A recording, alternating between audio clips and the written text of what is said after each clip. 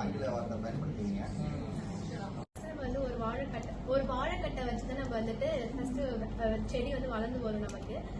அது வந்து அதனாலதான் என்ன செஞ்சிருக்குது, சீடு வந்து வெளியில சொன்ன மாதிரி அந்த காலத்துல சீடு ஸ்டோரேஜுக்கு அப்ப மிஷின் ஹார்வெஸ்ட் கிடையாது, லேபர் ஹார்வெஸ்ட் தான் இல்லையா. அப்ப என்ன இரண்டாம் கொம்பு வர அப்படின்னு சொல்றாங்களா சார், அப்படின்னா விதை உறக்க காலம், அதுக்கு ஆங்கிலத்தில் என்ன சார்? அந்த விதை உறக்க காலம். வீடியோ போட்டீங்கல்ல, என்னோட வீடியோ யூடியூப்ல இருக்கு.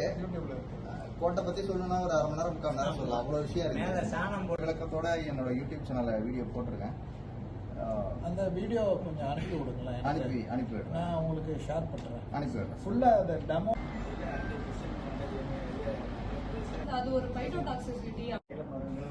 சில பயிர்கள் இருக்கு, அந்த பயிர்கள் போட்டோம்னா எந்த கீழே வந்து எந்த புழுவியல் பூண்டுகள் எதுவுமே வராது. இவங்க என்ன பண்ணுவாங்கன்னா ஸ்பெஷலா இது மூங்கில் இதெல்லாம் போட்டீங்கன்னா எந்த கிராப்பும் போடணும் போட்டீங்க.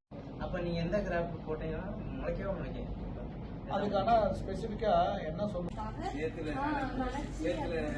வைத்து அதுல வந்து அப்படின்னா சொல்லுவோம். ரைஸ் பெட் விட்ஜஸ் சொல்லுவோம். அதுக்கு தமிழ்ல ஆங்கில வார்த்தை பயன்படுத்துவீங்க.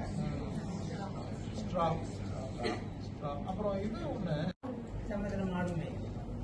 அங்கங்க நெல் கண்காட்சி நடத்துறாங்க இல்லையா, விதை திருவிழா, அவங்களே இப்ப கட்டி வைக்க ஆரம்பிச்சிட்டாங்க. நாங்களும் வருஷம் வருஷம் இப்ப ஒரு நம்ம தான் இப்ப விவசாயம் பண்றோம். அதுக்கு முன்னாடி எல்லா தாவரங்களுமே தானா விழுந்தது, தானா முளைச்சது. இப்ப காட்டுக்கு போறீங்க, ஒரு ஃபாரஸ்ட்டுக்கு போறீங்க, என்னென்ன இரிகேஷன் மெத்தட் யூஸ் பண்றாங்க.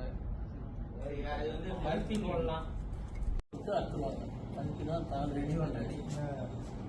புரியுதா? அண்ணன் தான் சொன்னாங்க. இந்த அன்பரிசி புரியுதா இல்லையா? என்ன புரிஞ்சிச்சு? வெள்ளை சீக்கிரமா எழுது. கிராமிய வேளாண் தொழில்முறை அனுபவம் நிகழ்ச்சியில் கலந்து கொண்ட அனைத்து நண்பர்களுக்கும் என் மனமார்ந்த நன்றி. மிக முக்கியமாக தங்கள் நேரத்தை ஒதுக்கி கிராமிய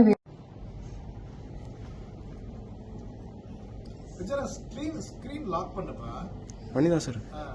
ரொம்ப ஓவர் எக்ஸ்போசரா இருக்கு.